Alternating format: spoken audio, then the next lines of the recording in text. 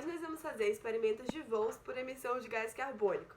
Mas antes que a gente entenda esse experimento, para a gente entender eles, a gente precisa ficar por dentro de algumas teorias físicas e químicas que vão ajudar a gente na compreensão do experimento. Fenômeno é tudo aquilo que é responsável por transformar a matéria.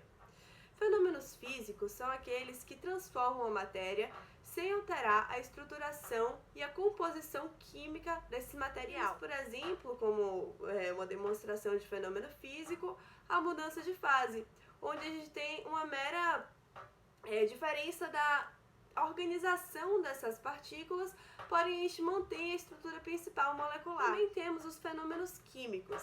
Esses sim alteram a estrutura molecular, alteram a integridade química da matéria. E a gente vai ver aqui hoje se nós podemos obter os mesmos resultados através de um fenômeno físico e um fenômeno químico. Uma substância na fase gasosa possui forma e volume variáveis.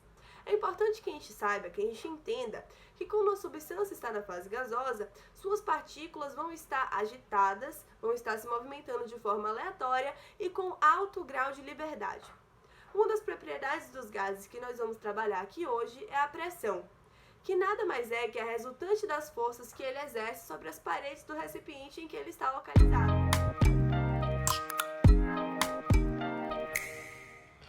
A terceira lei de Newton, ou lei da ação e reação, diz que para toda força que atua sobre um corpo, haverá uma outra força de reação atuando em mesma direção e em mesmo módulo, porém em sentido contrário. É importante lembrar que a resultante entre essas forças não vai ser um equilíbrio. Por quê? Porque elas atuam em corpos diferentes. E esse mecanismo da terceira lei de Newton está aplicado em praticamente todas as nossas ações do dia a dia. O que nós vamos fazer aqui hoje é um exemplo figurativo de uma das aplicações dessa lei de Newton, que é a ejeção de uma espaçonave. A espaçonave ela vai liberar gases na combustão e esses gases vão exercer uma pressão sobre o solo que, em resposta, vai fazer com que ele ejete, com que ele se projete em direção aos céus.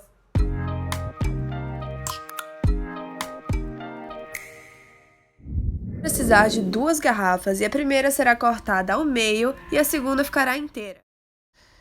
A base da primeira garrafa servirá de base para a estrutura que nós vamos formar com a segunda garrafa e o bico da primeira. Antes de encaixarmos as estruturas, vamos jogar o gelo seco e a água e tampar com a rolha e, enfim, podemos sair e esperar o resultado.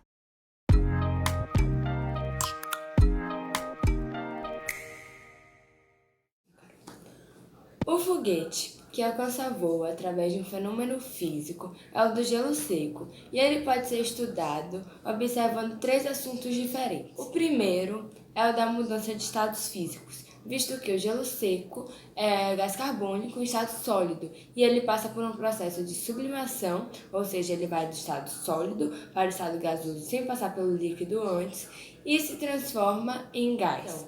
Outra perspectiva é que, através dessa transformação, como a garrafa é um ambiente fechado, se aplica a teoria cinética dos gases, ou seja, quanto mais gases eu tenho em formação em um ambiente fechado, maior vai ser a pressão ali dentro.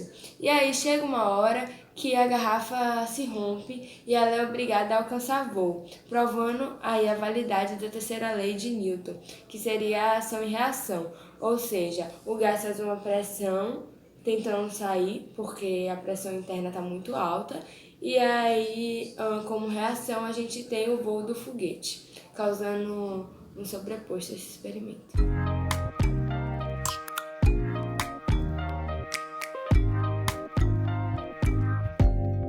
Open up, you open up.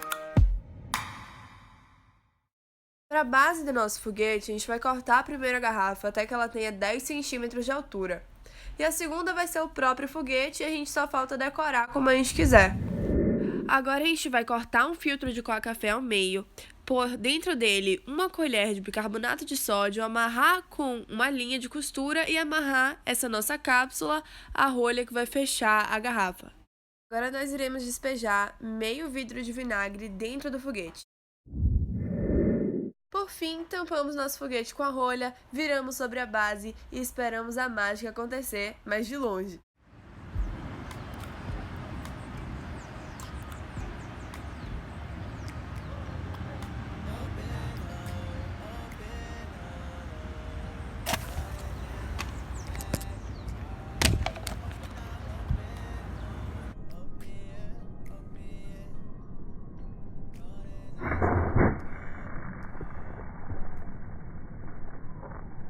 Então, agora irei falar um pouco sobre a reação que aconteceu entre o bicarbonato de sódio e o vinagre para o foguete conseguir alcançar a altitude.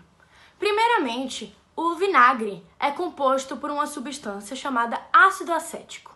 Essa substância, ao reagir com o bicarbonato de sódio, gera 3 produtos: o acetato de sódio, a água e o gás carbônico, sendo, portanto, o gás carbônico um dos grandes propulsores para essa grande saída do nosso foguete do chão para os céus.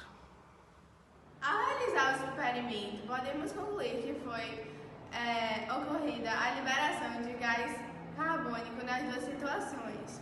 O primeiro foi um fenômeno físico, que foi quando a gente colocou o gelo seco, e o segundo foi um fenômeno químico, que foi com o vinagre.